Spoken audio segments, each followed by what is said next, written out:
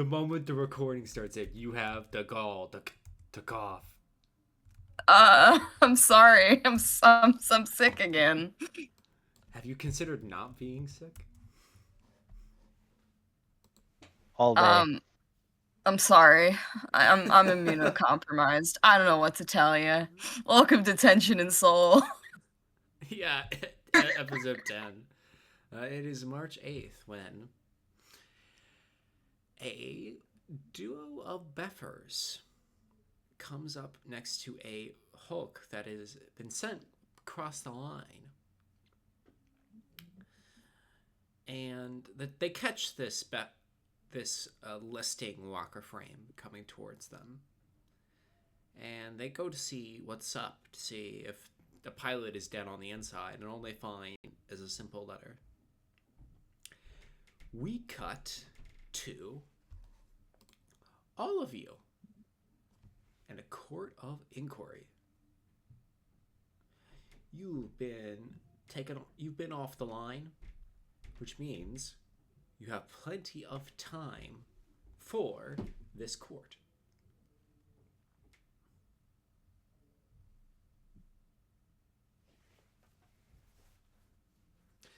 Jozsua. Yes. Concerning the fact that you were the instigator of all of this, as in you brought this to official attention, how are you feeling at this moment? Anxious, guilty. This is something he didn't really want to do. And it's something that he is increasingly less sure if it will be worth it. Or if it can be worth it. I see. And Zoifiya, how are you feeling?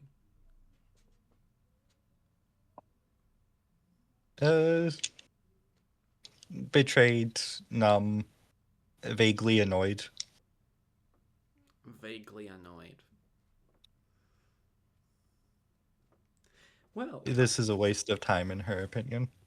I see. And then the panel for this court of inquiry enters the room. The court of inquiry is not an all-officer panel. There are 2 NCOs, 1 enlisted, a warrant officer, and an officer of equivalent rank to yourself.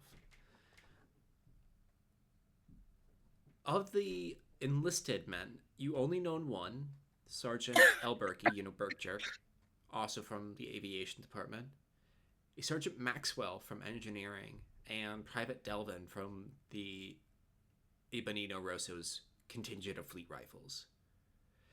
The warrant officer on the panel is Warrant Officer Isa Antolin. And then the officer officiating this panel enters the room, Senior Lieutenant John Renfro, who's additionally out pilot from the Iron Column.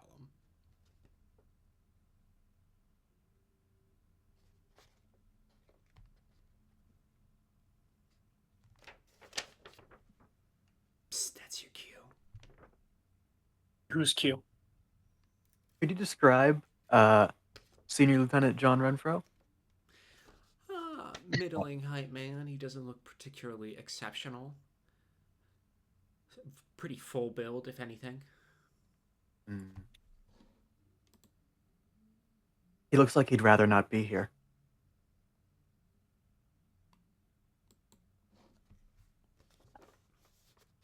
Well, you drew the short straw.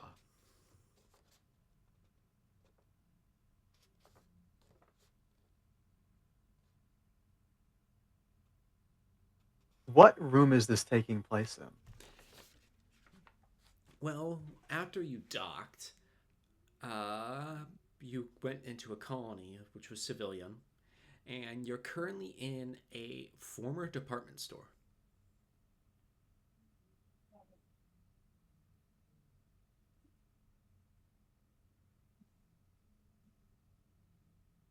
This'll do, I suppose. Well, any You've all gone over the files. He sort of like looks to the other members of the panel.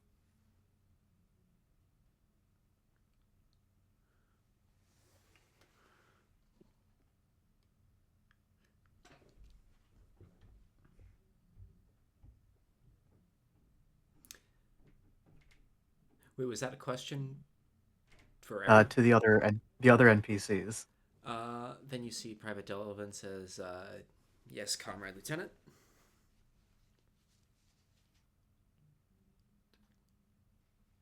Good.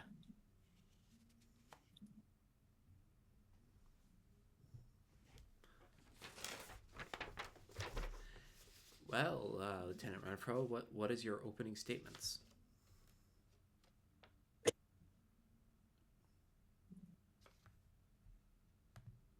As I'm sure you're aware, this court of inquiry has been called primarily to address certain potential indiscretions on behalf of a member of Turafa.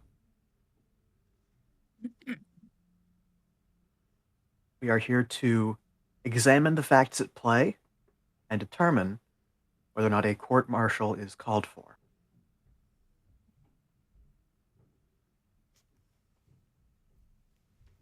I'm sure we'd all like this to be over cleanly and quickly. So without further ado, let's begin.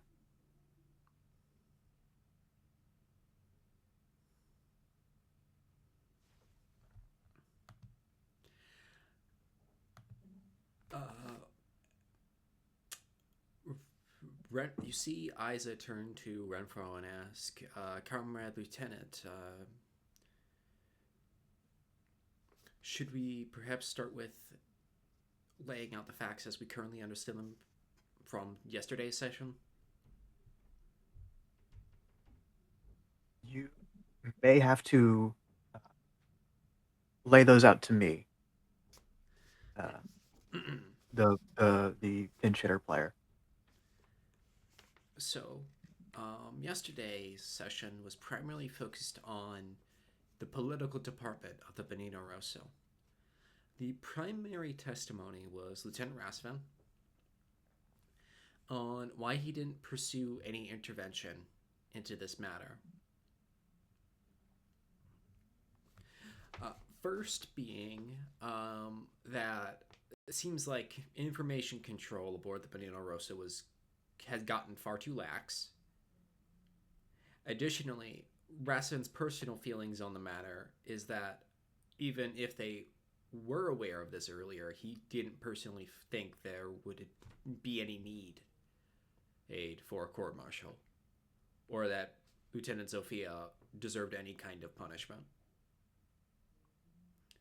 When queried about this, Rasvan stated the unique position of the IVA as opposed to more typical JAF operations, as well as the potential of a line to a Federation major being far greater than any information loss taken out from a internationalist junior lieutenant.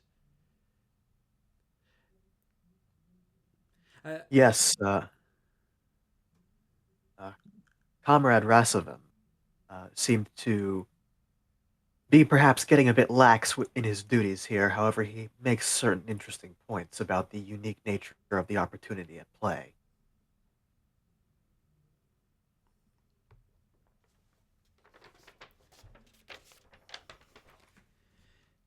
Then you see Sergeant Maxwell from engineering say, there was also the matter of what the 25th Regiment found yesterday regarding Major Guerre's actions around Refinery Factory Number 5. Yes, let's read that into the record. Does this ship have some sort of projector that can be used to play the recovered footage? You were requisitioned one for this potentiality.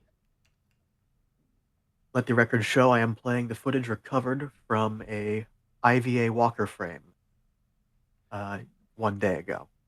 And the footage begins to play. All of you see on board, or the pilot, fighting inside of a colony versus Red Sun mercenaries, and suddenly, a voice calls out Philippe, as you would all know it, calling for the disarmament of the Red Suns, as well as the agreement between him and a captain, and this might be going by misremembering the exact names of Captain Maximov, about the surrender of the internationalist squadron still inside the colony surrendering.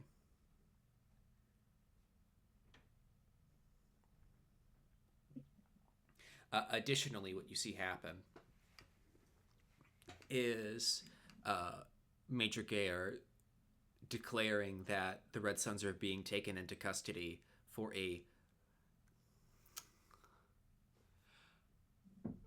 on suspicion of drug smuggling, and you get a very funny image of these Red Sun mercenaries being basically frog marched past these surrendered internationalists who are still technically armed.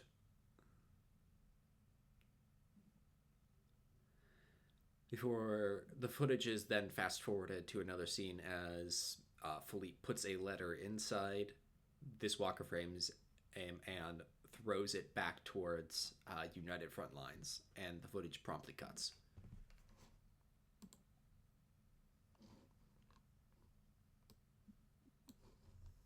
He certainly is not your ordinary federal officer. I'll give Rasovin that. His intuition may be correct in this matter. Is the letter relevant to this inquiry, Comrade Director? Mostly it was a lot of elaborating details that I just filled in now. Gotcha.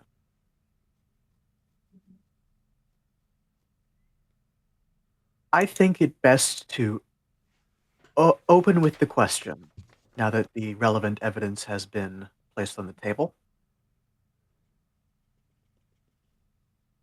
Junior Lieutenant Miliband, Comrade Junior Lieutenant Miliband, what exactly is the nature of your relationship with Major Guerre?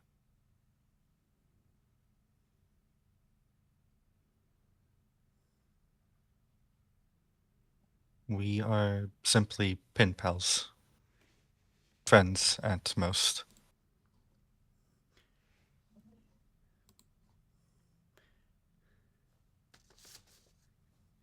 You see eyes on the board say friends.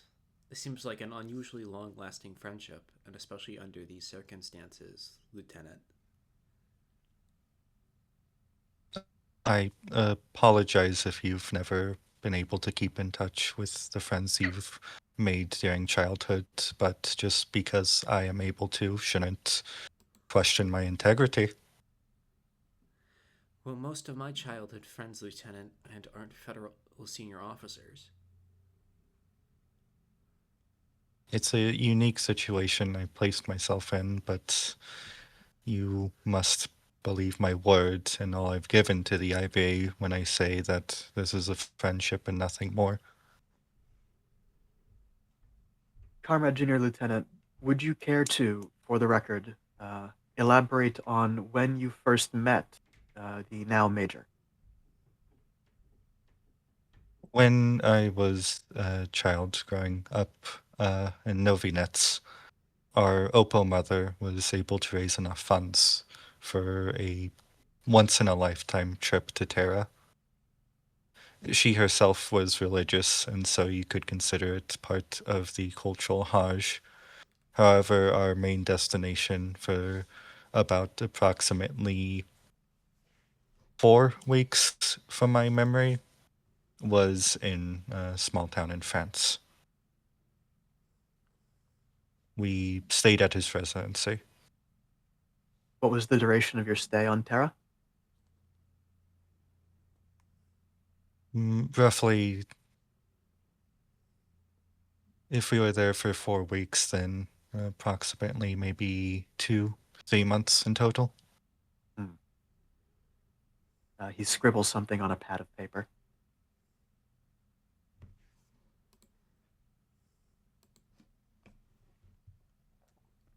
Comrade Captain Ibn Yusuf, could you please elaborate on the potential and exact issues with Comrade Lieutenant Miliband's correspondence that prompted you to call for this inquiry?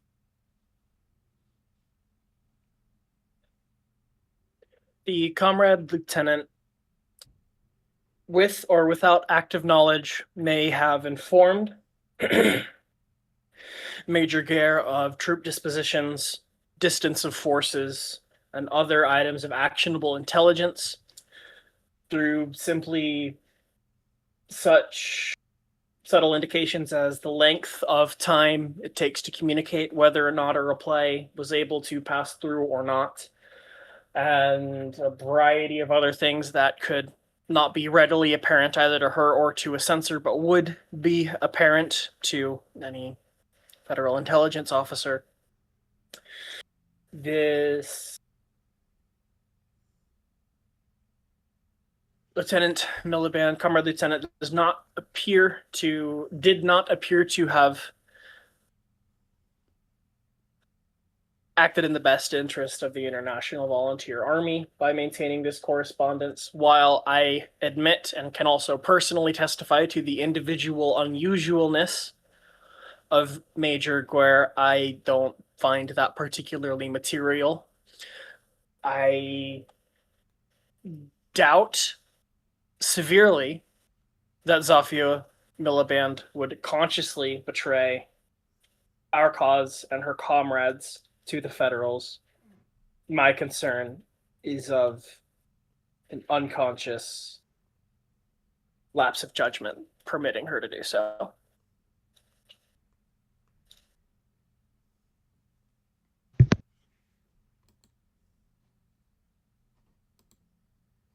Renfro looks to the other members of the panel to see if they have comments. Well, then Private Delvin says perhaps the easiest solution would be to cut correspondence for the duration of this conflict. A not unreasonable conclusion.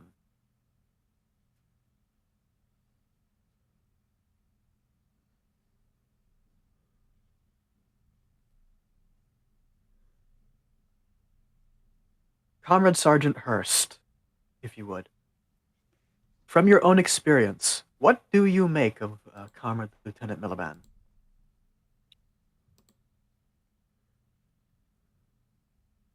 I believe Miliband is a very cautious individual, and I don't think I've ever seen them do anything that would jeopardize any of our lives or any of the missions that we've done. Hell, Miliband has personally admonished me for taking any action that we might deem offensive. And I mean that in the attacking guys. It's just, I legitimately don't think I've ever met a more thoughtful person. And if I may go off the plow a little bit here,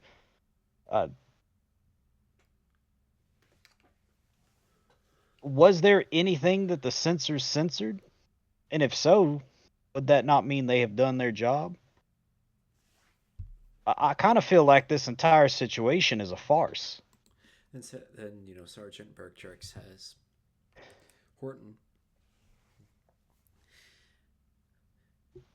Yes? we are a force, a regiment of frontline ships and walker frame pilots, and the recipient of the Comrade Lieutenant's letters could, as the captain has previously stated, inform the Federals of the exact disposition and intentions of this regiment, and by extension, the brigade.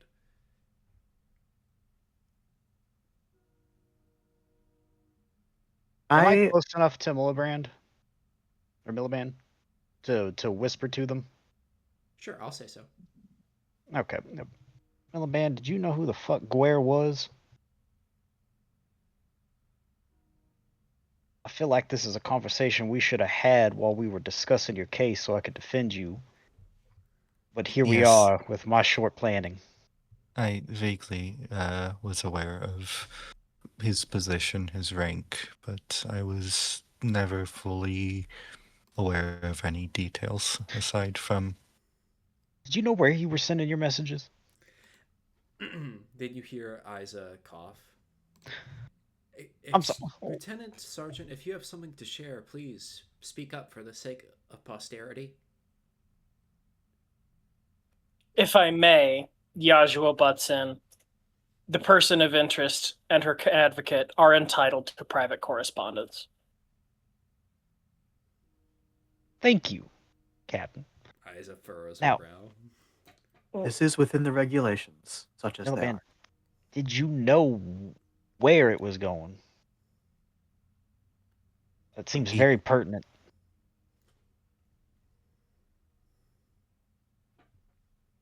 Don't When lie to you're- me. When you're addressing it to a specific military vessel, there's sort of a third way that it goes into. While the address was always going towards a ship and a person, I'd have no way of knowing the location. That's never shared.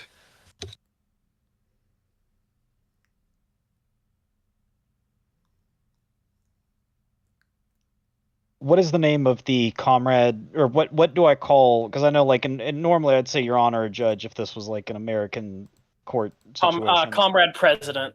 Comrade As the president of the panel. Comrade President of the panel. I'd like to bring forth the fact that, again, we're trying to talk about whether or not Miliband let out dispositions. But I think that we're trying to put blame on the cart and not the driver here.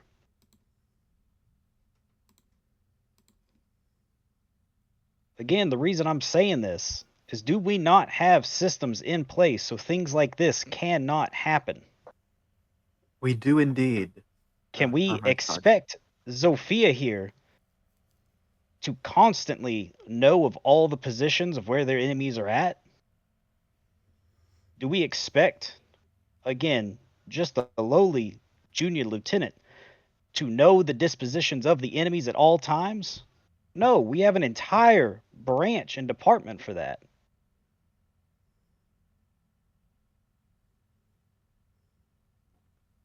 I'm not necessarily trying to disprove that Miliband here did or did not send correspondence to an enemy officer. But I do feel the blame is being unfairly placed on the comrade. You make an excellent point, Comrade Sergeant. For the record, let us examine the extent or lack thereof of this ship's political department and their censorship of these letters. And, Comrade Director, how much have they been censored? Very minimally. It appears not enough. In fact, so much that Scout is probably not legally liable for any leak that may have occurred, if any ever did, which is also not proven. If a leak did occur, I think that perhaps what blame there is to go around would be at the very least shared with the censors on this ship. They have been, it seems, lax in their efforts.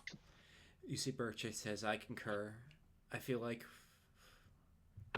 a potential avenue of interest as from this panel would be to recommend, and Comrade Lieutenant Rasivin spends less time on political edification and more on regular administrative tasks going forward. I have been told that he is overworked, to put it simply. For the record, how many departments and activities upon this ship does Comrade Rasovin take part in? Then you see Sergeant Maxwell says, I believe he is detachment political officer, a Rafa leader, as well as... He's the squadron's. Yajra raises his hand. He is the ship's deputy political officer, as well as a commander of a Rafa, and I believe he is also the deputy for operations for the department. This is noted in the record. Of the detachment. The fault for that is also partly mine. As I'm sure the panel is aware, it has been Ramadan, and as the detachment's deputy commander for political affairs, part of my duties involve the coordination of Ramadan events for the crew. As such, me and Rasovin, I must say, without collaboration with myself, assumed extra duties. But even with the time frame involved, that does not cover the entirety of the person of interest and Major Guerre's correspondence.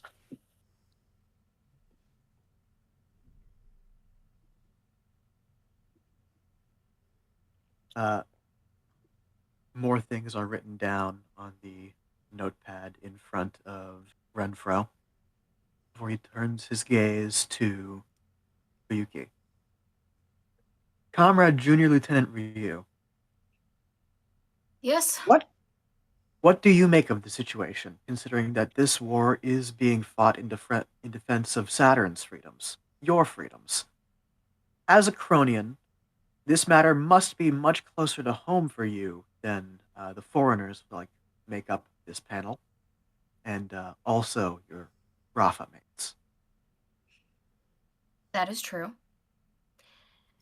And while I dislike the possibility that some of this could have caused our efforts to be compromised or might compromise them in the future, having spent time with Junior Lieutenant Miliband, and he kind of glances over at her, he's being much more proper and composed than he normally is.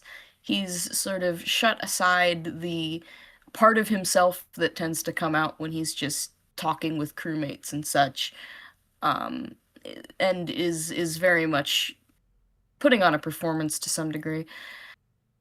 Having become somewhat familiar with Junior Lieutenant Miliband as best as one can over the time we've known each other, I do not think she is a willing traitor. I also do not think she is stupid. Also, having spoke with this Major Guerre and understanding, albeit brief, details about their relationship, having not read the letters, I would have reason to believe that most of what is exchanged is just trivialities. You see Sergeant Berkshire say, Comrade Lieutenant, that intel can be gleaned from mere morsels of information, no matter how minor. I understand that. I don't doubt that. But I suppose what I am trying to say is if there is any legal fault to be had here, I don't think any condemnation should be given to the junior lieutenant. I agree that, to an extent, he sort of looks like he's pausing for a second to find the right word. The communication should probably cease for the duration of our current engagement. Because, as you say, even those with the best intentions can let things slip, and even those who proclaim to be honest men can read between the lines. Comrade Junior Lieutenant, you bring an interesting point to the table. It is my understanding that the members of this Rafa made contact with the Major Guerre recently. I would That is like, if true. you please, your personal assessments of the man. I've heard Rassovins already.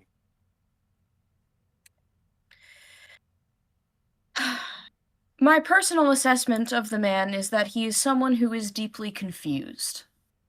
He is someone who wants the best for people and claims his voting record states that he has voted socialist in the past federal elections, and yet will not abandon a dying cause.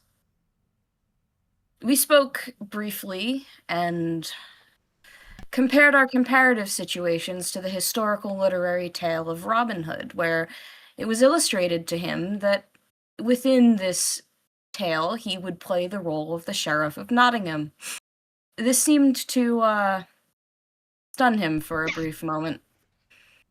The impression I got is someone who believes in the idea of what they are fighting for, even if that idea is no longer reality. That is to say, I don't think he is that much of a threat, aside from the fact that obviously he is an opposing commander who has managed to attain the rank of major at an incredibly young age. Renfro's gaze turns to the next person that he knows spoke with Guerre, Captain Ibn Yusuf. Comrade, if you would, I believe you spoke with the man. Briefly.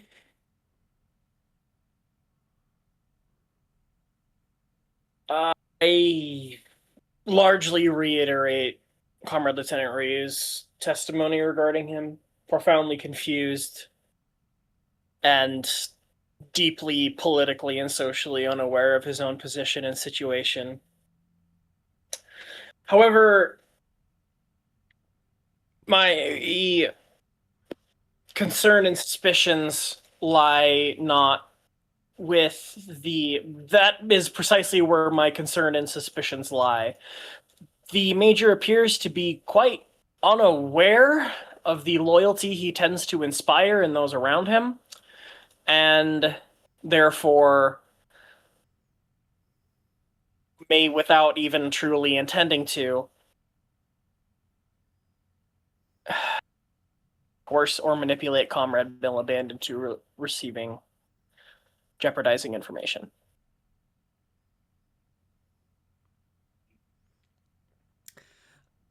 Similarly, it is not a fault of her personality, but the fact that Comrade Miliband has history means that they may be duly unaware of any potential information, illicit information exchanges that may have occurred.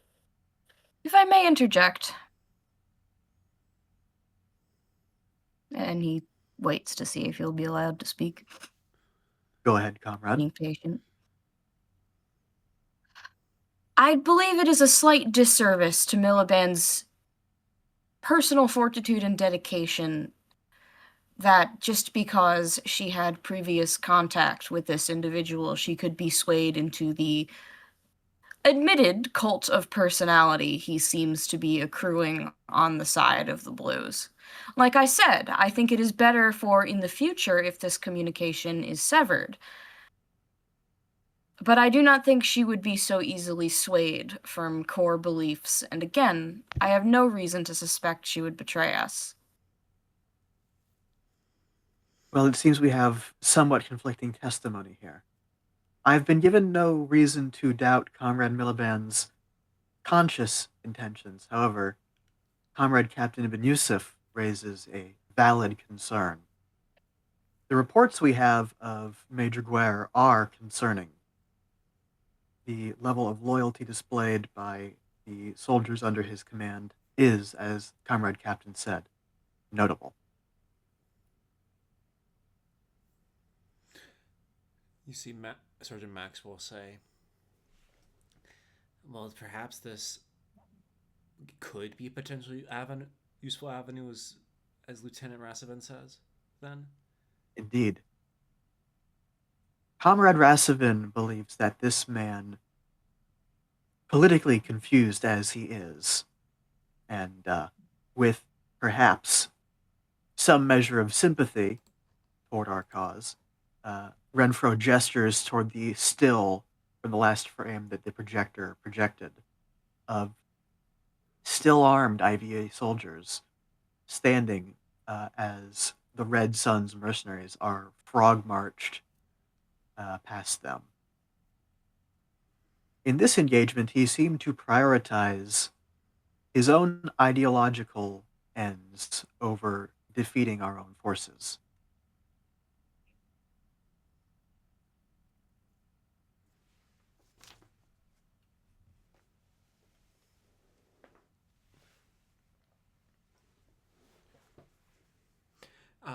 Then Private Delvin from the Fleet Rifles says, Comrade Lieutenant Renfro, perhaps it would be good to ask for Lieutenant Miliband's assessment of Guerre after all this time. After the men we are in letters and the men we are on the street are often two different things. Indeed. Comrade Lieutenant Zoifiya Miliband, our person of interest. You are the person here with the most direct contact, both remotely via letters and in person, with Major Guerre. What is your assessment of the man?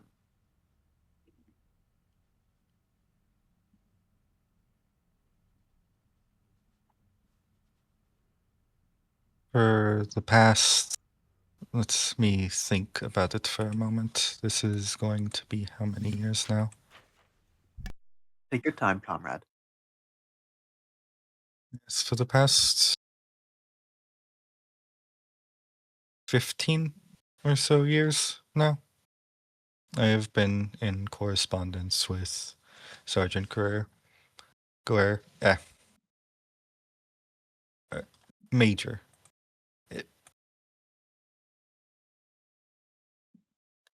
I do not think in any of my time serving for either the RMMA, the IVA, or even as a civilian, I've ever seen a depiction or even the idea of a blue who is more noble. Elaborate. I see Guerrero as a confused individual, yes. His position as a socialist, especially in the army of the, especially in the army of the Federals, is troubling. However, was it not Che who said that it was those who fought in the belly of the beast who were fighting the hardest fight? What are we to expect from our comrades in Luna, our comrades in Mars, our comrades, yes, even in Terra? Are we expecting them to die for a cause which they have no way of defending? If international socialism and the future of the IVA is to be secured, I fully believe, and I testify my hand to God, that we need people like Major Guerre in the Federation military. Then Isa says, be that as it may, your role within correspondence is still troubling, especially considering the Jovi and statutes on information control while in uniform. Do you have examples? Comrade Al Anatolin, I am afraid that is not relevant to our current inquiry. Those that correspondence occurred while Comrade Miliband was with the Jovian Armed Forces, and this is not the Jovian Armed Forces.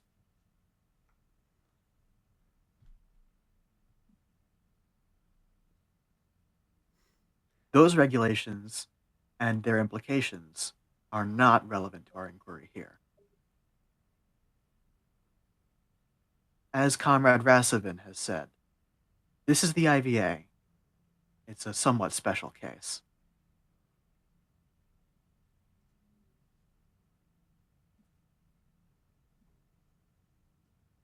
Comrade Lieutenant Miliband, is there anything else you would like to add to the record for posterity, or explanations you would like to add before this session adjourns to allow for time to deliberate? You can read my letters in the transcript. You can read my letters for yourself. They are all archived. I'm sure you have many copies. There has not been one instance in which I gave away pertinent information. For if I had, then not only would it be at the fault of the censors, but then I would be dead. This meeting would not exist. If this information, which you talk about and you speak so much about, had really gotten through, then wouldn't we all be dead? I understand the risk involved, but why hasn't this court happened weeks earlier? Why now? We've been Then, corresponding. Private Delvin speaks up.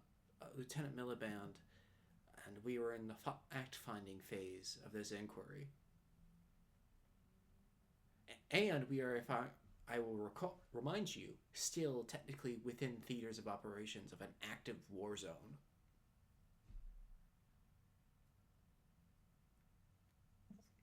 And you do not think correspondence could not give us an advantage? Whether or Especially not, with a sympathizer, no less. Delvin says, whether or not that gives us an advantage is for intelligence to decide. Then let intelligence judge me. That is what this panel intends to do.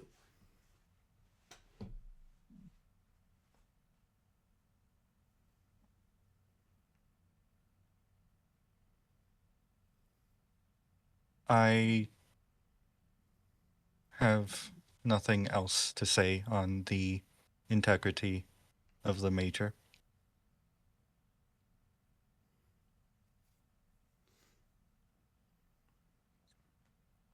Sergeant Maxwell looks around. Does anyone else have any final statements they'd like to add to the record? If I may. Comrade Miliband's loyalty is absolutely beyond reproach. Her loyalty to this unit, to the regiment, to socialism, and to her fellow people. And as much as it is very much my fault that these proceedings were enacted, I do not believe that Miliband could even on accident betray socialism or the International Volunteer Army or this regiment or her unit. And as a commanding officer, I implore that the panel find that no wrongdoing was ever committed by her.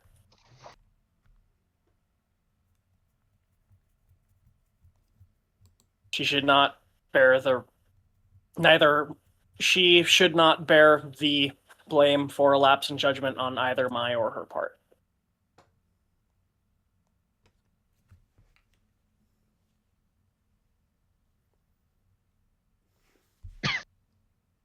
That is all.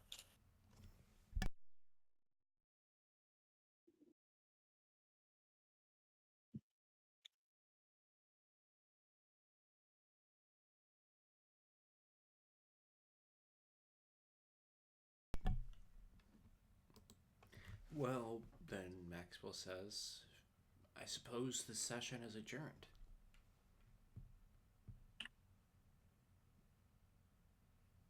Very well. We eagerly await the deliberation of the panel.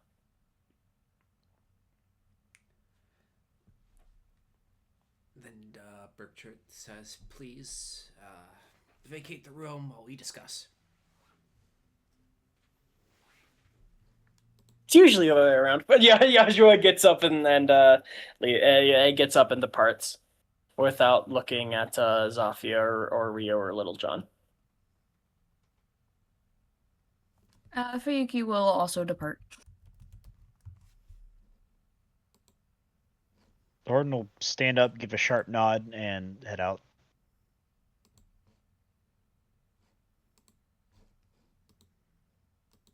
Zoifiya will be the last to leave, sort of not wanting to go before, and finally, just when the room is empty, leave herself. Well, Zoifiya, how do you think that went? It's no longer up to her to decide who judges her.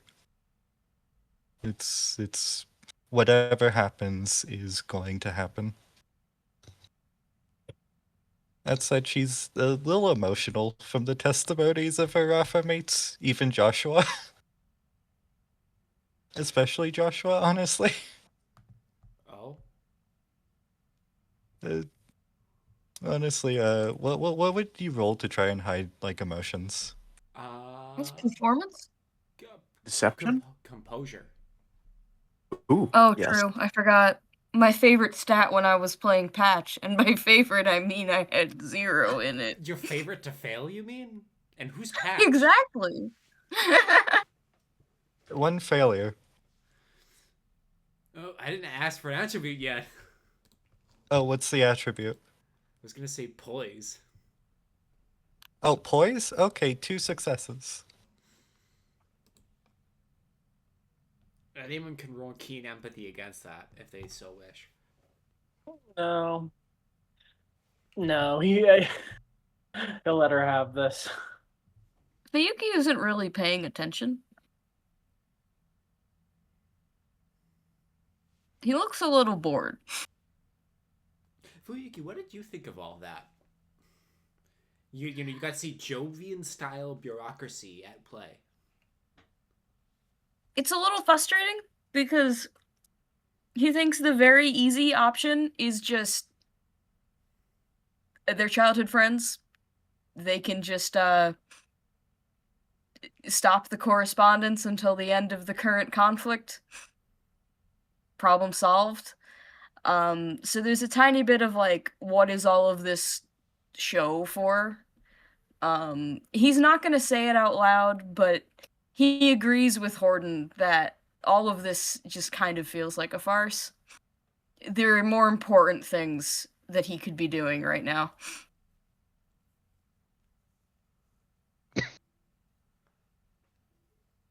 What about you, Hordon? Not that he doesn't think that like this isn't a serious issue. It's just more like, okay, it's been discovered. We can move on. You know?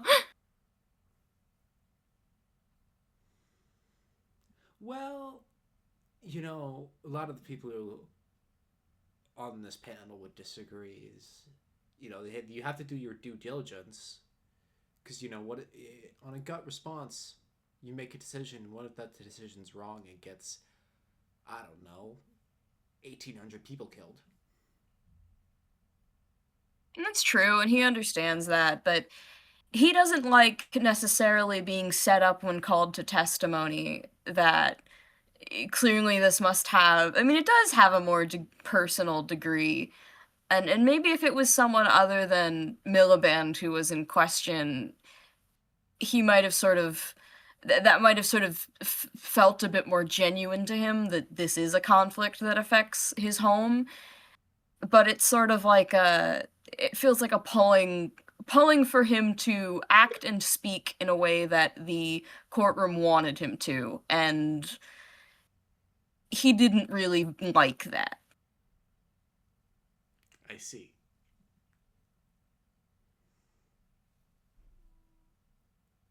He's grateful for the Jovians for helping Saturn, but Saturn wants its independence at the end of the day. But such things are not necessarily things that he will make a big deal out of, especially now. He's good to just grin and bear it. What about you, Hordon? Hordon thinks that there is a censor out there who royally fucked up their job and is doing everything Yeah. they can and pulling every favor to get anyone else blamed. Major, you say? Oh. Oh, I haven't read the 2 lines since the first letter. Uh-oh. Also, Horton truly believes that there is, at the very least, a great opportunity to be had here. If someone smarter than Horton and probably most people in that courtroom could figure out a way to use that information against, or the current correspondence against the Federation. Hey, Horton, Jozsua, I think Yeah. you roll me keen politics. Sure.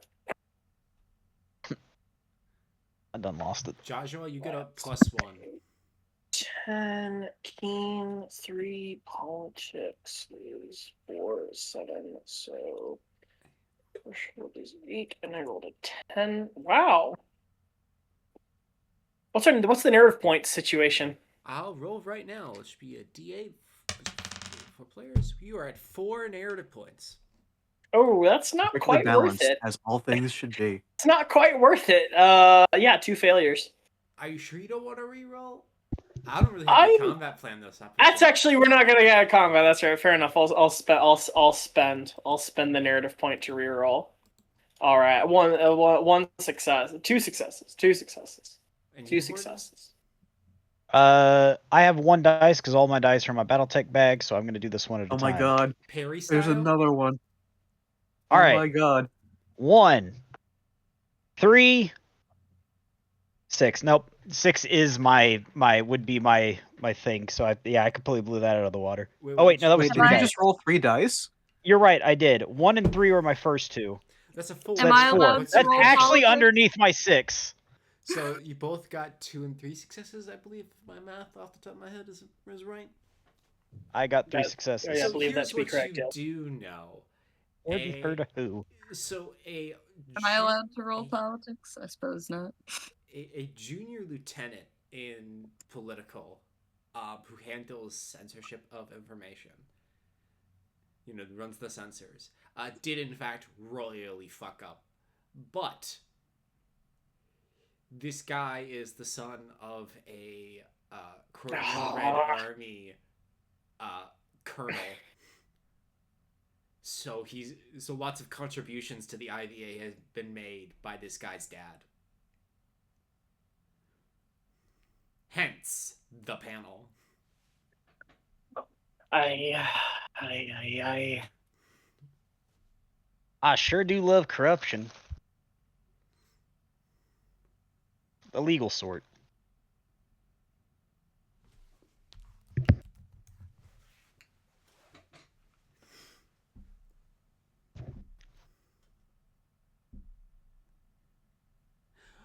Well, is there anything you'd like to speak amongst yourselves while you're sitting outside this room? In this former department store? Is the captain here with me? Yeah, I'm here. Captain, what the fuck? What? No. Is that verbatim? No. Yes. Truly.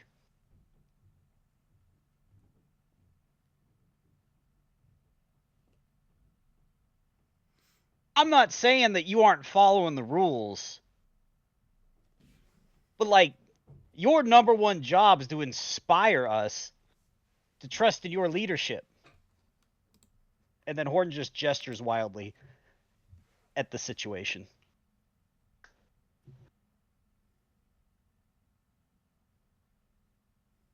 Yes. And I failed in that duty. Profoundly. On not just a official level, but on an interpersonal level. Profoundly. And it is my great hope that I can hopefully one day make it right.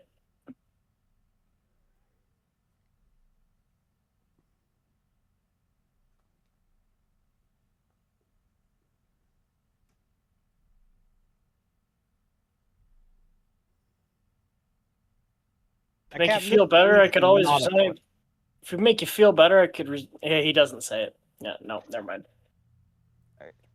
Captain, this is not legally. This is not a threat. I'm just telling you about my past life. You know what happened to the last captain That does took over actually my make last Fuyuki crew? laugh. Oh, what was that? I didn't catch it. I said, do you know what happened to the last squad lead that I was part of whenever I was doing not... I'll put that legally. If I Wasn't doing guess. good shit. Nope. He got left Doubt it. behind when it was time to get called back to our carrier.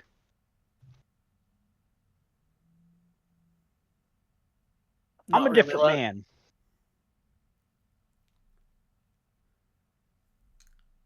I'm just saying, be happy that you are in the environment you are in, because this would not cut it outside this organization.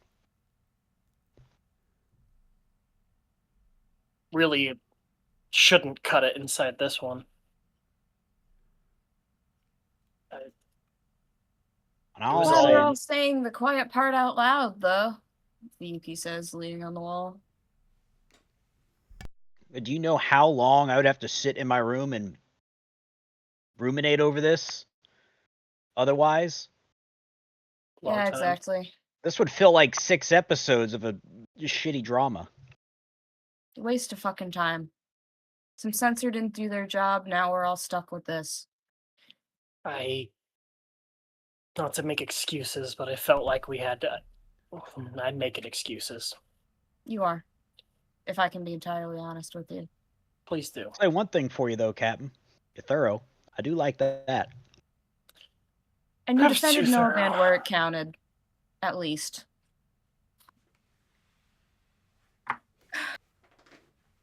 Look, I understand why you were concerned, but we're trying to fight a war.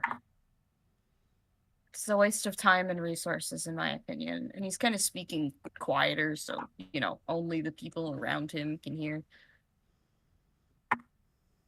Hordon does realize at that moment he's been shouting. Of course.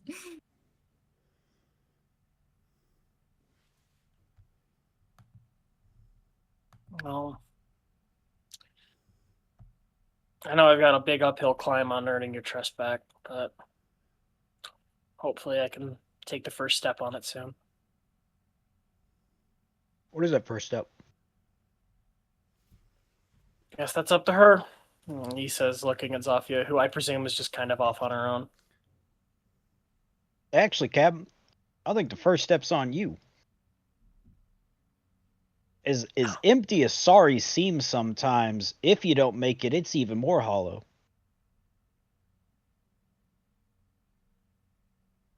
Fair enough. I just don't think now is the time.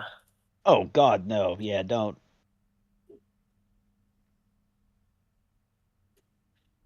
Well, thanks, Little John. She couldn't have asked for a better advocate.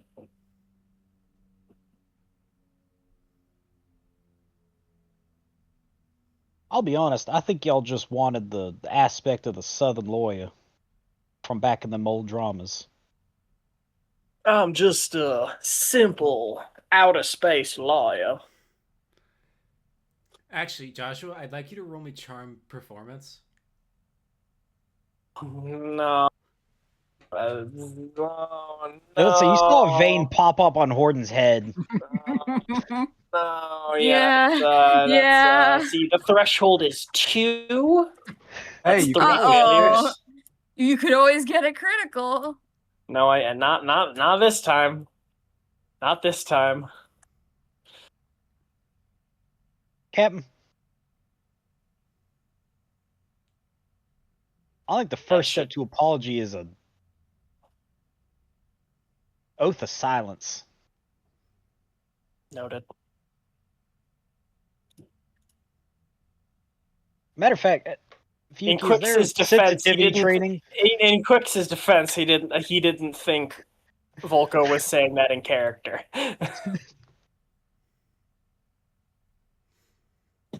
You should know better by now, Quix. I assume everything you say is in character unless otherwise specified. Simple country lawyer was in character. I did say the old dramas. You Yeah. did say dramas, yeah. Okay. Well, now I'm just Also, an asshole. while I'm a real life Texan, my accent is nowhere near that bad in real No, life. it is not. It's actually like barely discernible. So. Oh well, we're playing up play. Fuck! I fucked it. Well, I'll Yeah, try I've again. been waiting Next for time. y'all to go howdy, howdy, howdy. Once y'all see me. Howdy, I'm Palutro. What are we doing who's here? Palutro? What would that character We show keep up? talking course. about characters who don't exist. I look pointedly at you, Tired. Speaking of you, Tired, how's Zoifiya feeling?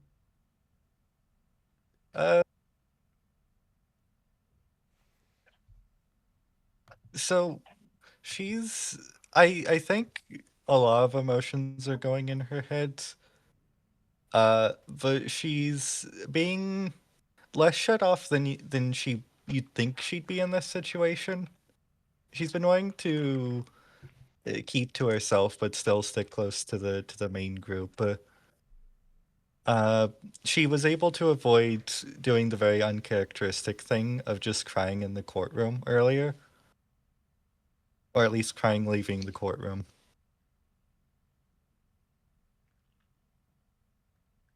I think you'd find her probably sitting on one of those benches, like, you know, the ones just outside of the courtroom. And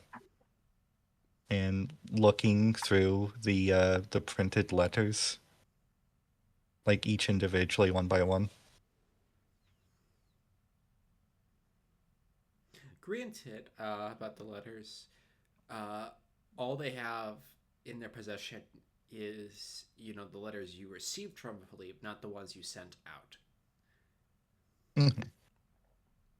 That intelligence officer is really screwing their job up. Yeah, that's bad. Well, you didn't exactly write 2 copies when you made them the first time, so... No, but considering that she knows that they looked through the letters sent to her, it's not great that they didn't look at the letter she sent. No, that's the sense. Well, they can't look at the letters you sent on account of they're gone. Yeah. Oh, I was thinking they would open them up on the way out. They should. I mean, they did. Let's say, what type of operation are we running here? They didn't keep a volunteer one. Yeah, nobody's getting paid here. What's it? Yeah, There's no payment. You make that joke, but tired. You actually are correct. No one here is making a salary. You're technically speaking funded by charity. I wasn't making a joke, but yeah, no.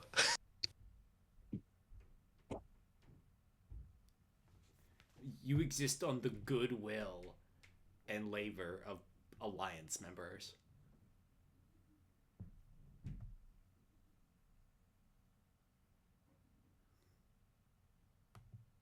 Right. So, does Zoifiya want to talk to us? I suppose is it's quite the question Yeah, at the moment. no, she'd come back. So, I wonder what they'll have in store for me.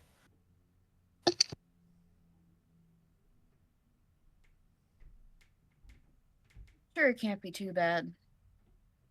After all, anyone who's... Have I read the letters? I assume I haven't read the letters. We would only the letters sent to her would be admitted into evidence, and Okay. there's kind of nothing in there that we didn't already know. We learned that Sure. Guerre is a freak. We knew that. We knew Anybody that. who's met the man knows that. Everyone knows that. Yeah. Fuyuki has positive opinions and complicated opinions. I mean, let's be honest. I've used to tell me that federal perception of the IVA saw us as barbarians, and yet the more time I stay in the armor, the more time I stay in the IVA, the more I realize that it's really the Jeff who are who would Does she have my say head. is that in character? No. She's Okay. not calling the Jeff barbarians. She's more Okay. saying that it's the Jeff who are strict. Quite.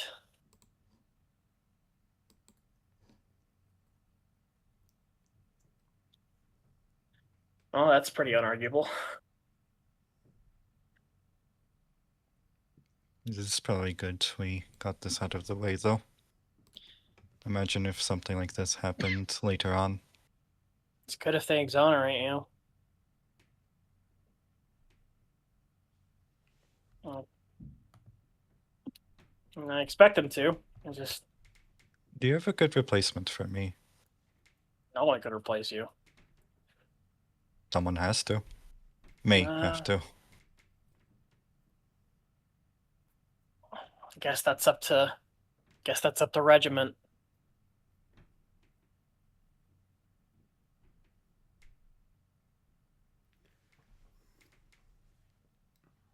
Yeah. I wonder if they really were as Stinks. thorough as they said they were. Who? What was that?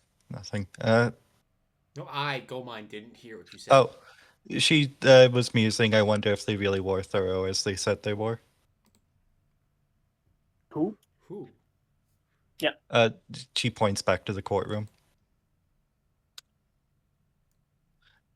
Your case is actually pretty unimpeachable. They're the entire precedent for any any sort of case. There literally was no crime committed. They would have to any prosecution would have to prove that any sort of leak of actionable intelligence did occur, which is, kind of unprovable. And at most, you could be charged for, like, negligence. Yeah. Comrade Captain, you're sounding like you're not the one who set this entire thing up. Damn. He just sort of like makes a face and is quiet. I'm not blaming you. You should. Did you mean what you said about me in there? I meant everything I said in there. Lie to a official bureaucratic meeting? You should know better, Zoifiya. I lied? No, to suggest such a thing. No. He's done weirder things at this point. I wasn't asking about the details. That wasn't an accusation. Oh. Just...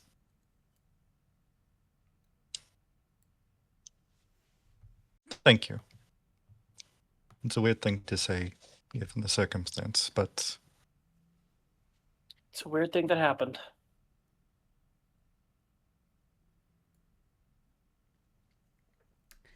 The door to the that the inquiry is in opens up again, and you're called back in. And you take your seats, and Renfro has the official verdict on the matter. Is everybody seated? The verdict is... Good.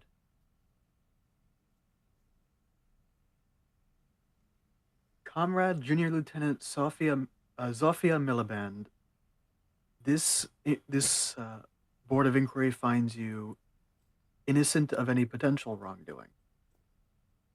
There will not be a court-martial called.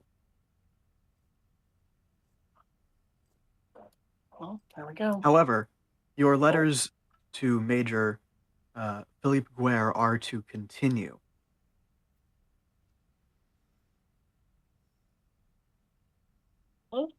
Gah.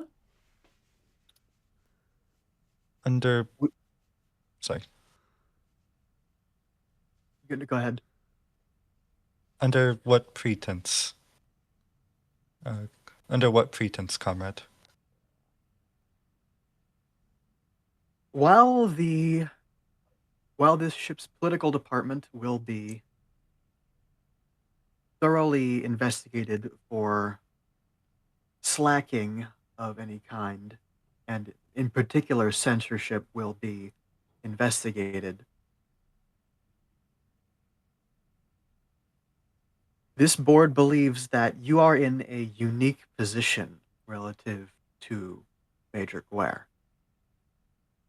and that given his political confusion and evident sympathy for our cause, that he could be cultivated as a potential asset.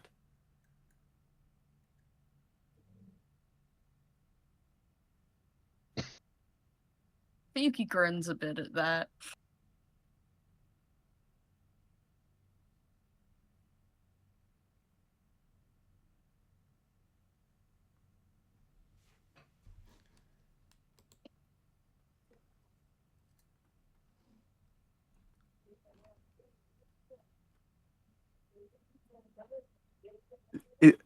I'm judging by the silence that everybody's just like, slack-jawed.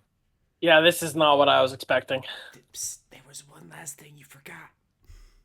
What? In addition, it is the judgment of this board that Comrade Rasovin has been taking on too many hats, and we advise that he put one of them down and focus on his two remaining roles. It is the kind of overwork he has been committing himself to that created the censorship situation in the first place, which could have compromised information leaving this ship.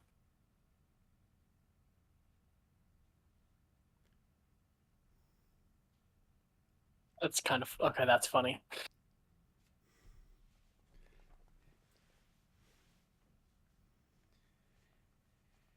And with nothing more to add, the court of inquiry on this matter is closed. Much to the displeasure of Berkjerk and Heartbreaker. Berkjerk wanted to throw her in front of a judge? You know what? Wow. Have his name. You're Jovians. Remember, that you are paranoid. I mean, I presume our culture is not completely homogenous.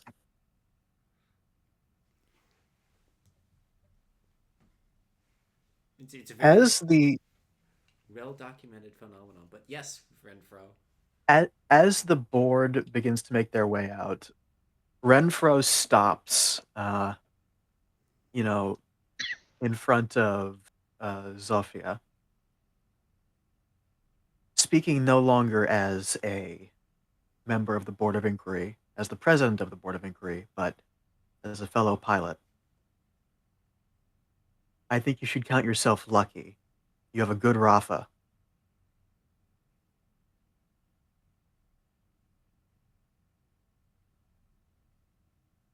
I'm beginning to realize that. They'll Thank have your you back for your when it judgment. matters. Have theirs too. And he gives you a nod. She'll salute. Thank you, comrade. He salutes back if that is the custom of the IVA. It is not. The IVA does not salute, and neither does the RMMA, which is fascinating. No? Well, in that case, he just gives you another nod. She's just like that. She is. Well, she really is. and he begins to make his way out of the abandoned the abandoned oh my Department god, I'm store. scrolling up. Department store. I imagine this was just like the whole thing was just like in the employee break room, essentially. Or in a That's Lowe's. hilarious. Oh no, oh yes, oh maybe. Actually, it's funny. You're in storage, right? You were in storage for most of that. Oh my god, just in the back with the shelves, yeah. Looking down at like the counter they were sitting at. Wait, did this used to be a forklift? It's two forklifts actually holding up a big board.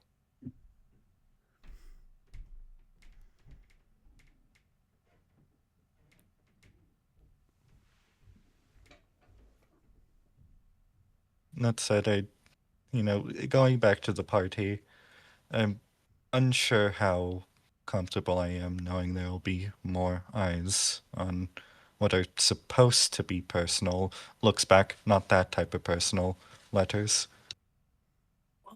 They're legal evidence. They're marked under a seal of privacy.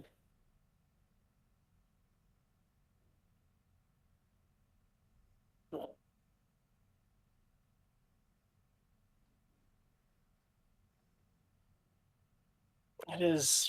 A lot of people did read them, though. That guy's got some weird things to say. He sure does. Think back to our ancestors. Think back. Belly of the beast.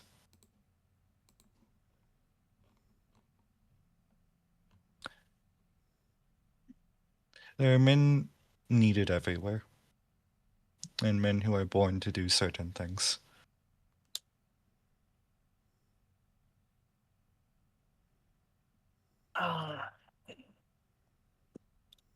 I suppose there's just something about him. Something I quite dislike. Ever heard of the great man theory? Mm-hmm. We're communists.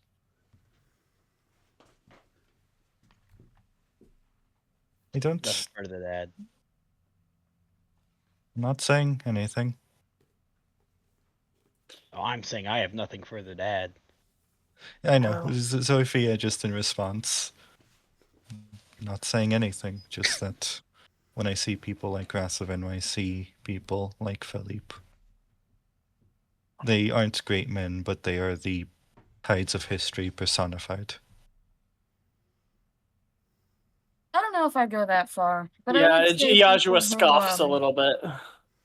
I would say that they are people who know who they are and know where they're going, even if they don't consciously know what that is. Something subconsciously drives them forward to do the things that they do. People who look at the world and think, I'm not going to wait for it to become the world that I want, I'm going to make it that way.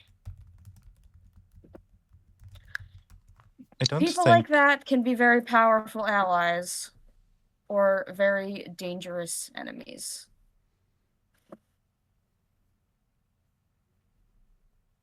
I think there's a difference, though. No, we see Rasovan, and yes, in some ways, I see a man who wants to sculpt things to his liking. But Philippe, I don't think he is one to sculpt the world, as you say.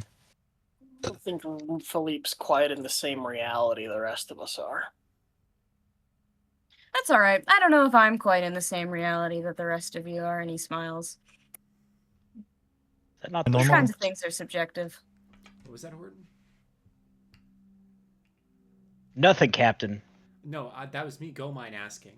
I didn't quite hear. Oh, I was like, isn't that just the shrooms to Fuyuki? He laughs. And he just kind of shrugs. He's like, that's not exactly what I meant, but we're all fighting the same war. We're all here for different reasons. Everyone's perception of things are slightly different based on their own material conditions, what they've seen, what they've done, what they want to do.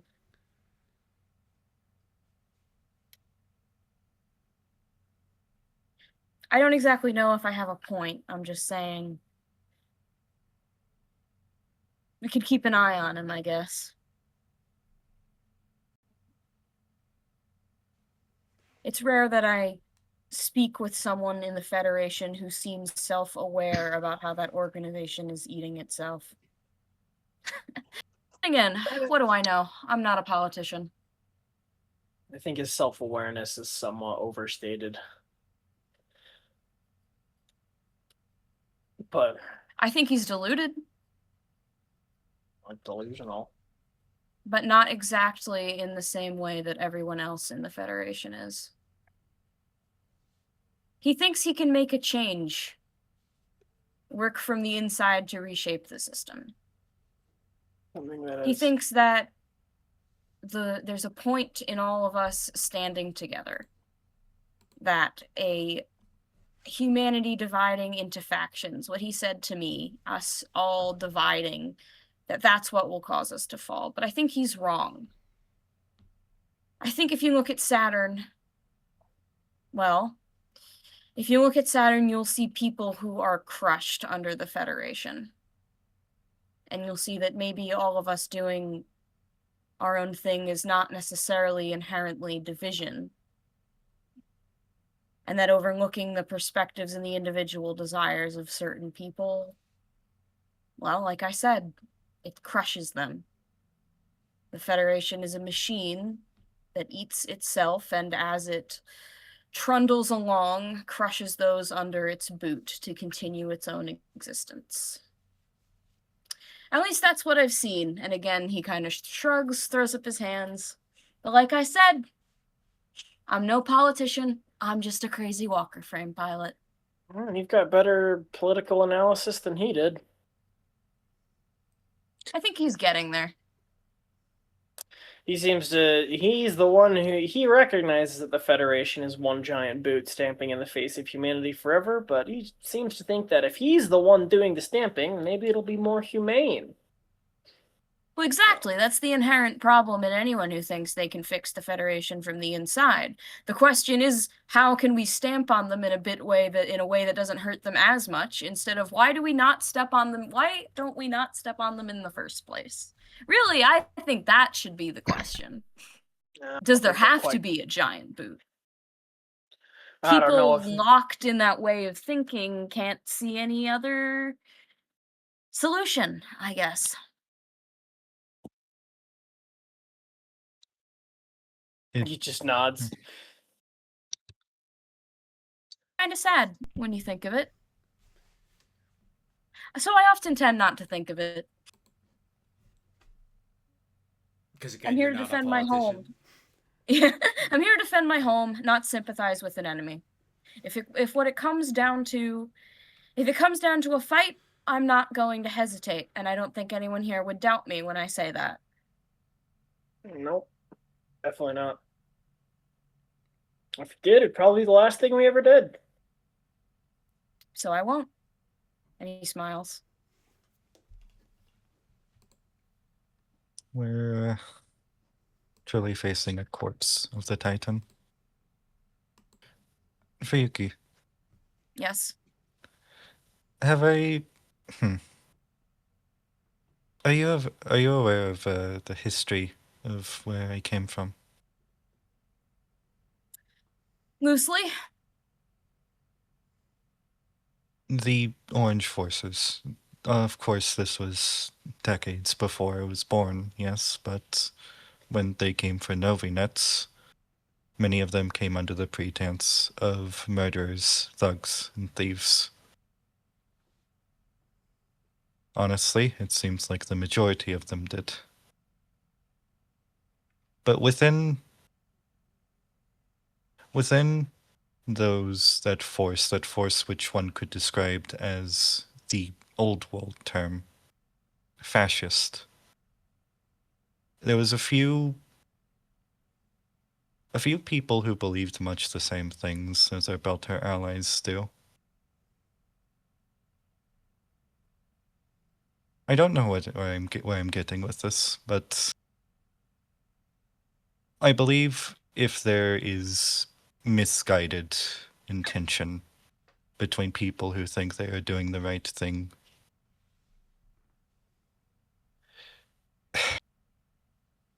back then perhaps the same is true now. No?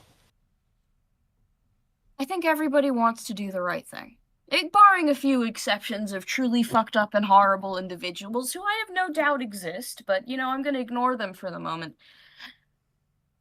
I think generally speaking, everyone wants to do the right thing. Everyone wants to save humanity. Everyone wants to lead humanity down the right path.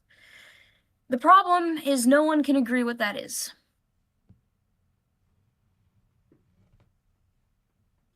And some people's solutions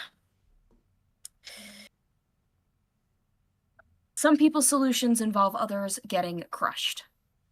And I simply can't abide by that.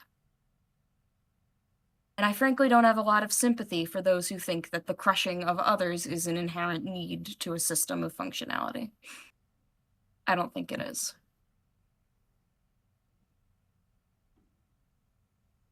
And so I am at war. And so we all are. Because that's what it comes down to when people can't agree. And, well, glad you're on our side.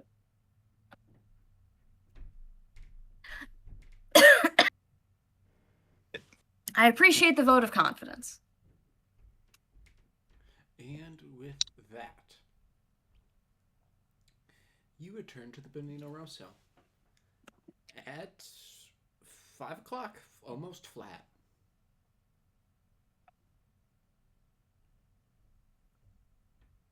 Well, now what? As you walk into the mess hall to get dinner, because it has been a day. Quite. Lieutenant Colonel Markovic is eating, and he puts down his newspaper and says, "Oh, Captain, Lieutenant, how did it go?" No charges. No charges were raised. Well, that's good to hear. I hope Izo isn't giving you too hard of a time. Not really. Not at all. It was a fair hearing.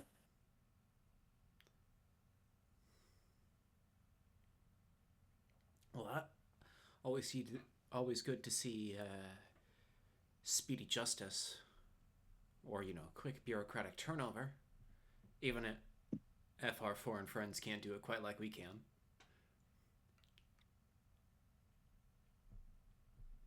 Seems everything turned out just fine. Thankfully. I should never have brought up the. I should never have filed for it. It was all a big mistake. Well, if it's any consolation, Captain or Lieutenant, no offense to either of you. I'm sure the result would be the same. But if you had brought it up to me, I would be obliged to bring about inquiry on the matter, at the very least into the matter of the censors.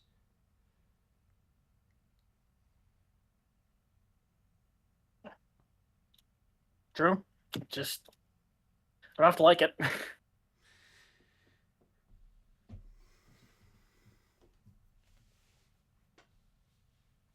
fact, I find it quite hard to. I feel bad.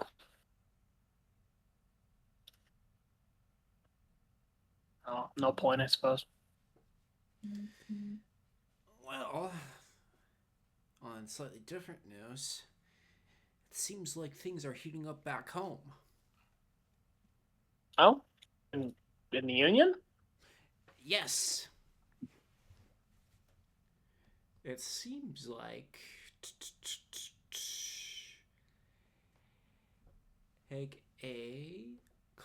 Lydia Rostislavov of the Women's Advocacy Group has been arrested by the Jackies after a protest What? on Ganymede.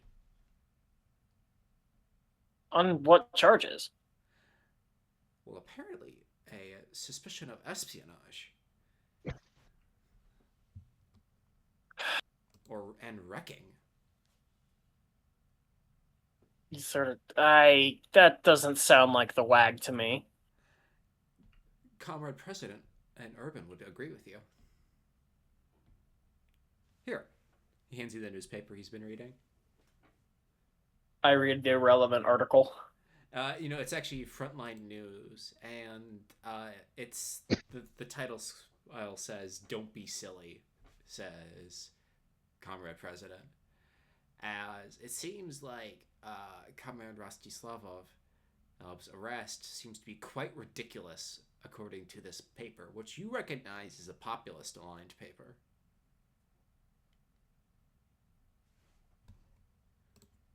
Reading some more, it seems like the culture war over women's rights has entered a new and more intense phase.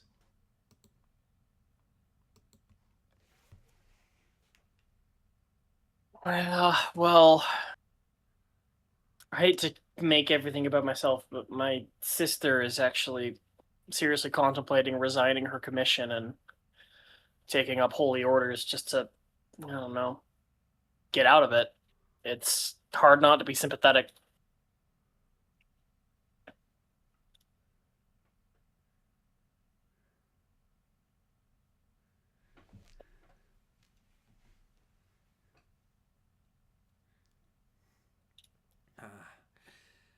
I don't know if it's just that I'm older, but I have a hard time wrapping my head around how bad things have gotten, it seems. I worry things have always been like this and we just haven't really noticed until now.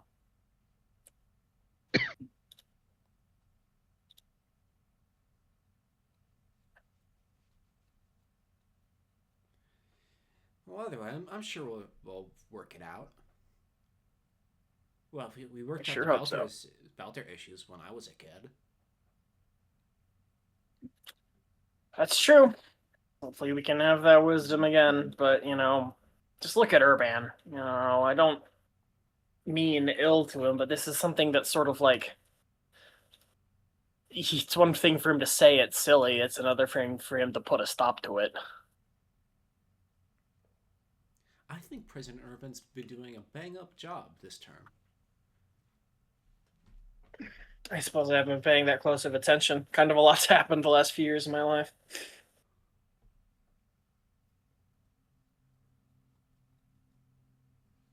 What about you, Lieutenant Miliband? Any assessment on daily events? Urban's an SR, correct? He is in your lifetime the SR.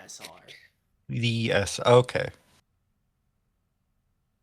I forgot because I don't believe there's only been like one populist president, correct? No, there's been 3. It's been a while. Okay, yeah. There's been quite a few. I will say this though. The greatest Jovian president was a populist. That's true. Han Kolar, victor of the Novi Nets War.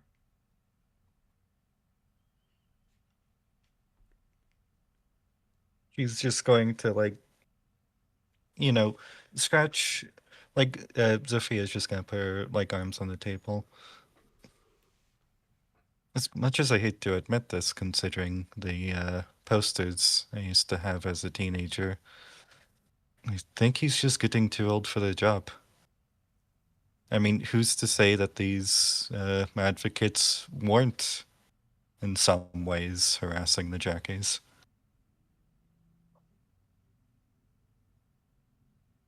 It's an uncomfortable thought.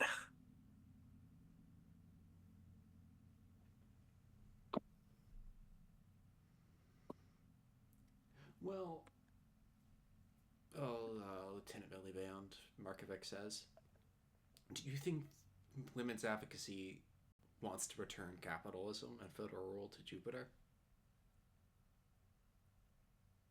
I've heard the propaganda. You don't need to relay it to me. Yes, that is a ridiculous claim, but they are promoting a very neoliberal idea onto the Jovian Union. It's, in my opinion, almost imperialism. What? He sort of like looks at you with confusion. In what possible way? Markovic also looks confused. Yeah, Fuyuki was kind of tuning most of this out because, as he said, he's not a politician. When he's on duty, he doesn't think politics. But he's like, it's not imperialism for people to have equal rights. You know?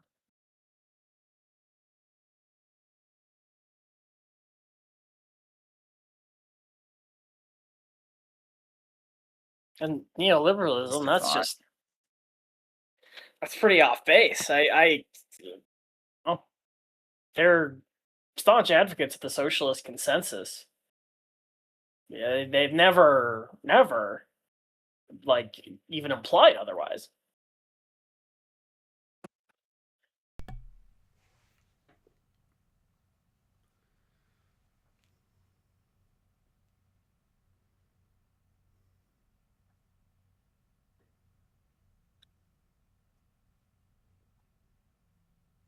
All eyes turn to you, Zoifiya. Oh, Yeah, no. we all I'm thinking- stare directly thinking- into her soul. I just I'm imagine definitely- the Keanu, just like This the is- gif, of him just staring. I'm directly at This- hearing the fucking the this is- stone head turn sound. This is off character, but this is like, Zoifiya finally being how would you say? Kind of a Called hardcore SR. Yes, Oh, I called see. out. Oh, she's like a Jovian trad wife. That's like awful. That's vile. Oh, no, Actually, that's the thing horrible. is- Why would you say that to actually, me? Sorry, one thing I would need to bring up. You see, there are two genres of SR woman. One is trad wife, the other is professional soldier. Oh, well, she is a professional soldier. That's pretty unarguable. Like that super cold warrior types, which, considering the fact that she's an internationalist, I don't think I need to explain that one. Yeah. I'm not questioning the rights of the women's advocacy group to fight for their autonomy. I'm simply saying that not. the Jackies saved the Union. They wouldn't make a mistake like that if they were actually. They wouldn't. They would not make a Yeah, mistake I will like that if they were in the wrong. Yeah, I will say one thing, and it is all I will say, because I'm not going to talk politics when I'm on duty. But maybe you should think about why there has to be a women's advocacy group in the first place.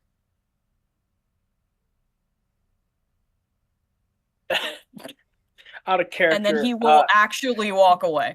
This is kind of like, this is literally three men telling the only woman in the group why feminism is important. It's true, which is kind of funny. I mean, Fuyuki's The trans, optics but of this are nobody quite knows that. strange. Yeah, no. No, nobody knows that. But he is just gonna walk away. I don't know. It's just Zoifiya says strange stuff all the time. Not like this.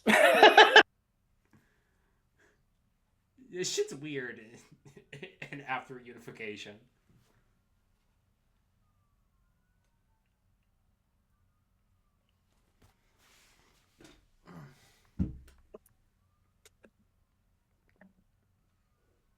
There just needs to be more faith. There just needs to be more faith.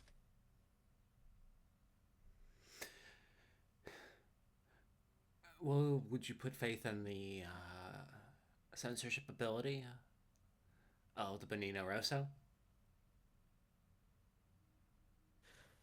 I believe. We appear to have caught them at kind of an odd time.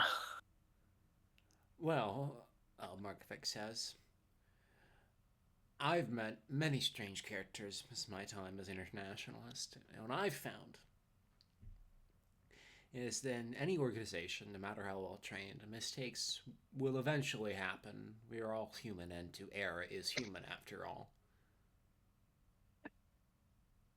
Which is why we do our due diligence and due process in these sorts of things.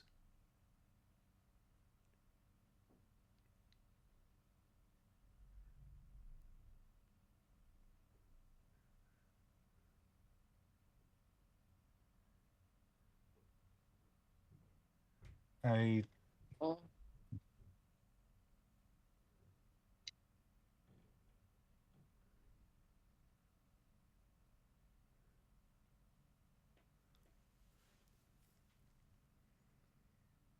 I I take the stance of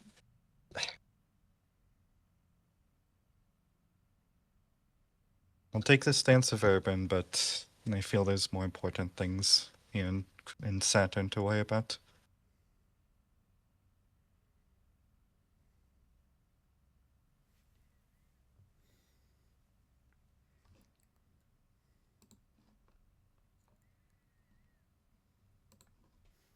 Well, true. It is just concerning whenever anything bad's happening at home.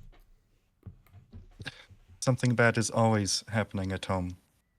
If it's not the women's advocacy group or the Jackies, then it's going to be some new terror trend, or the populists are going to be getting up and at them, or it's always something at home. That's why we cannot focus on it. Home.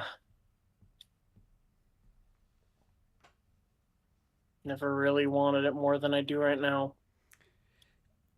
Well, then Markovic tosses over some pouches. He raises up to the Union. To the Union. To the Union. To health.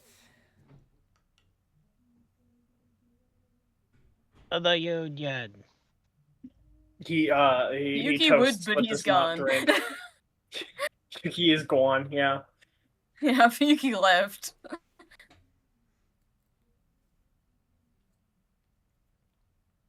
He was like, I'm out of here. Hordon, is there anything you'd like to do? Y'all started talking politics, and Hordon's eyes glazed over while he was eating whatever snack he had found at that time. Just nodded along at the appropriate times. Again, it is an absolute wonder that he was able to pick out the political intrigue that happened earlier.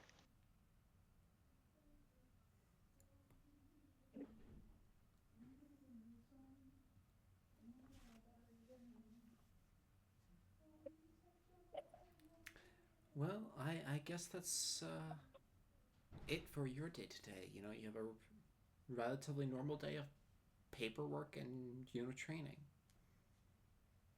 There we go. Fuyuki, Jozsua. Yes. You know, it hits about 8 o'clock when you're in the hangar doing routine maintenance on your walker frames, as is many others inside the squadron. When you both see Colonel Markovic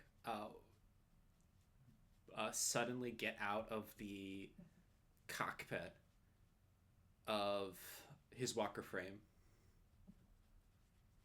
in a massive hurry. Oh no. And then you hear a loud bang.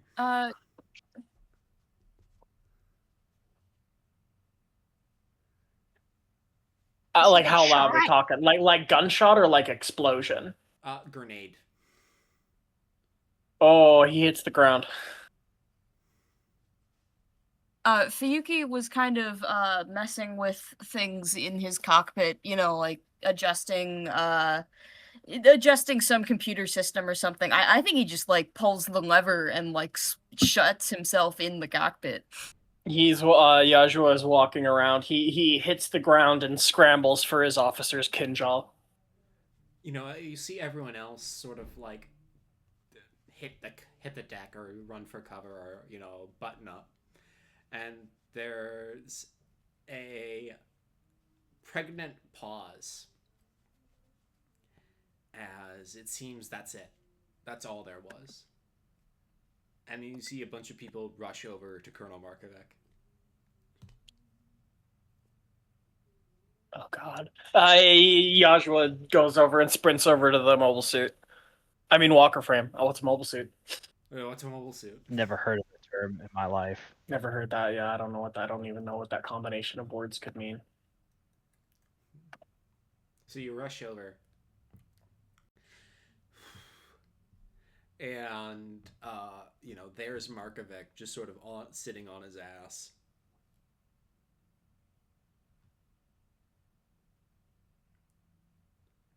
Doing what? Just sort of like breathing in and out. Colonel, we heard an explosion. I check his pulse and see if he's breathing. He is. Is he injured? Can I see any blood in his flight suit? No. He seems to be completely fine. Colonel, what the hell was that? I think someone just tried to kill me.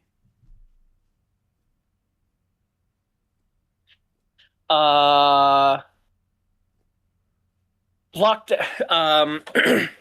Jozsua yells, "Lock down the hangar! Lock all the doors! Nobody in or out!" Fuyuki pops open the cockpit, kind of leans out and shouts over, "We under attack? Something internal? What's going on?" Insider attack. Fuck.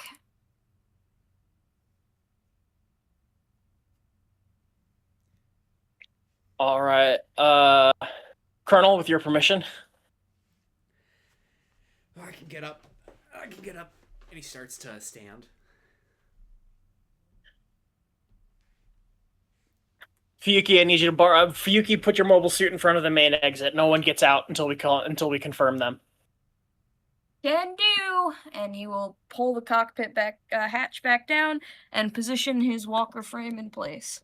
If anybody needs hitting with an axe, keep it he handy. says over the speaker.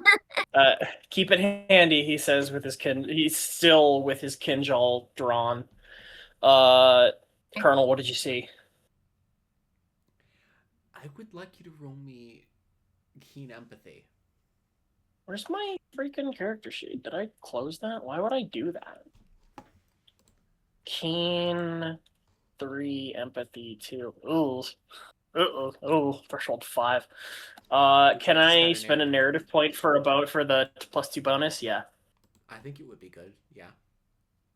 I think it would be good. Ooh, that I'm quite glad that I did. 3 successes. 3 successes.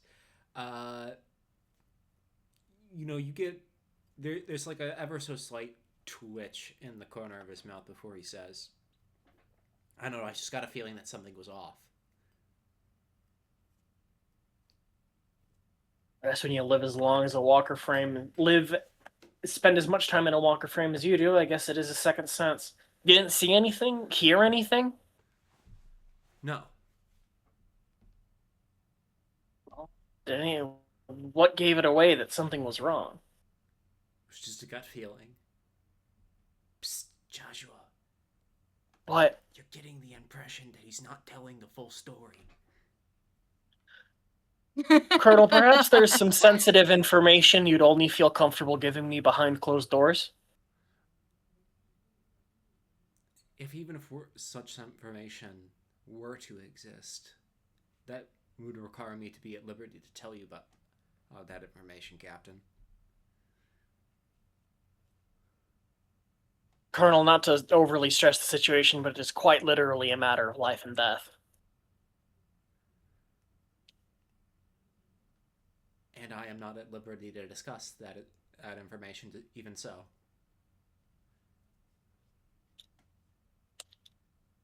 So we've just gotta... So then how are we gonna conduct it? Fuyuki sealed the exits. Whoever did it, is in here. It could be more complicated than that. A lot of people from Could it be more complicated? A lot of people from Regiment were in the Benito Rosso as of late. It's not necessarily the but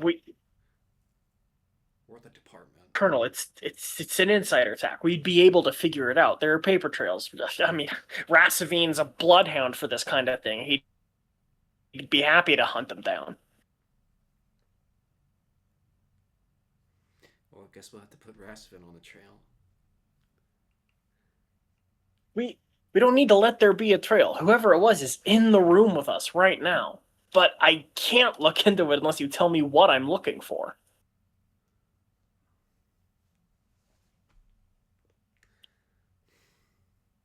Well, I don't know who wants to kill me. Well, I can. So someone won't. Well, at least someone with enough access to kill specifically only me and not blow up the entire ship. A blue. A blue who joined the IVA under false pretenses, and you know everyone in the detachment. Who here is not one of us? Who here is not supposed to be? He says while sort of taking a look around. See Corkhead? No, that's definitely not him. Well, Jozsua, it looks like everyone from the aviation department who is in the hangar at the moment are, old hand faces. There's no strangers in here? Nope. There's no imposter among us? No imposter among us. It was me. I did it. I'm joking. It wasn't me. You did it in the hangar? Actually, with Well, the shade? that's There is a quite red- possible. That's quite possibly the most terrifying possible. Then it was Fuyuki? For it to be no. That it's like that it was someone we know and trust, Oh, I see. I was gonna say Yeah. Fuyuki and Blue not just Spy like some arc. rando. You don't I happen to just have never told any. you. You don't have any enemies among the dead, do you? Like real enemies, like dead and like blow you up. You're not exactly the picture of someone who should. You're not exactly the stereotypical officer who gets fragged. I don't know. I thought everyone in the Corps liked me. So did I, until about 45 seconds ago. Jozsua takes another look around to see who's there, looking for anything out of place. And he'll also, before doing that, he'll investigate the inside of the mobile suit. Walker frame. The what? Cockpit. what? The walker frame cockpit. The cockpit of the walker frame. You go up to there. And, despite the pretty much totaled screens of his Zhivkov, a lot of the instruments are surprisingly all right. Some of them are wrecked, but not all of them. And you get up into the chair, and the main console is still functional. Can I see where the bomb was placed? It looks like someone planted it inside the pilot's headrest.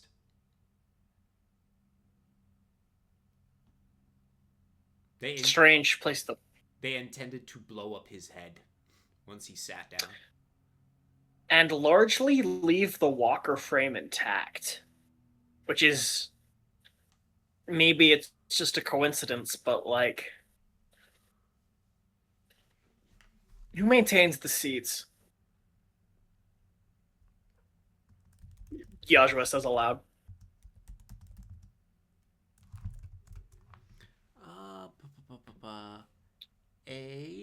Oh yeah, he'll turn on he won't turn on the he'll turn the key over one to turn on the electronics of the walker frame.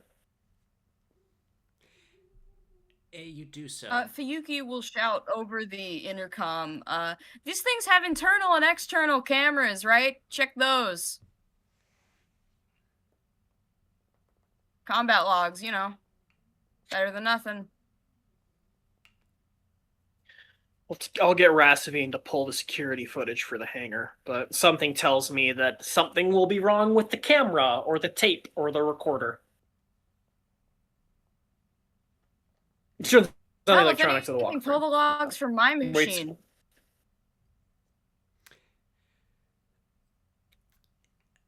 Jozsua, He sees what happened. Yes. when you turn over the key to boot up the walker frame again, on the screen in the boot up's sequence that you're very, very familiar with is cut short, and on the screen, on basically a black screen, the text says, "Daniel, are you all right?"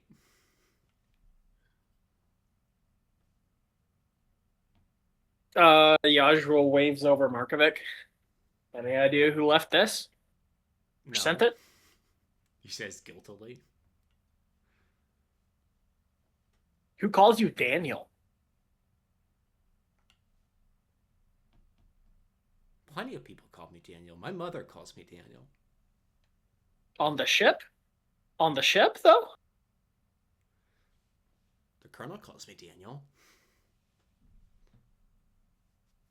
What is it? He looks back, Judge. Is this like a message? Is this something left in the BIOS? Is this a calling card from the assassin? What am I? He just sort of puzzles. What am I looking at? He says aloud.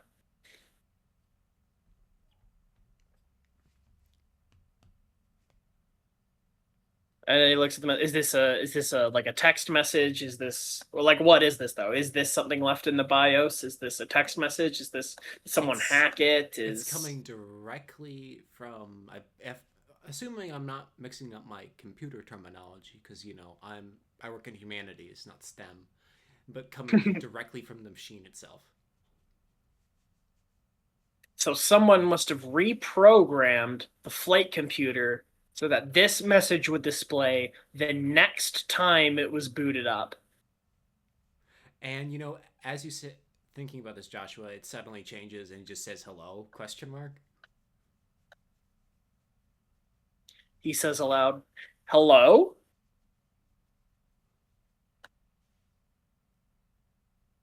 I didn't really think anything would happen, but I had to try. And then it changes again. Is someone there? And as this is happening, Markovic's getting increasingly uncomfortable. Something I should know about, Colonel?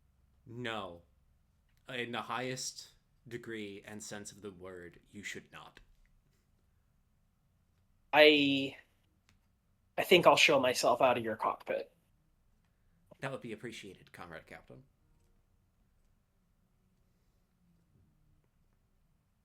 Somewhat unnerved, Jozsua he wasn't buckled in, so he just sort of floats out of the cockpit. His toe catches on the lip, and he just sort of tilts forward, slowly rotating until he's upside down relative to the cockpit. And he's like, someone wanted to kill the colonel in a way that specifically preserves the integrity of the flight computer. And then messages appeared on the screen afterwards. What the hell? What a mystery. A mystery you will have to ponder on. For this episode of Tension and Soul has come to a close.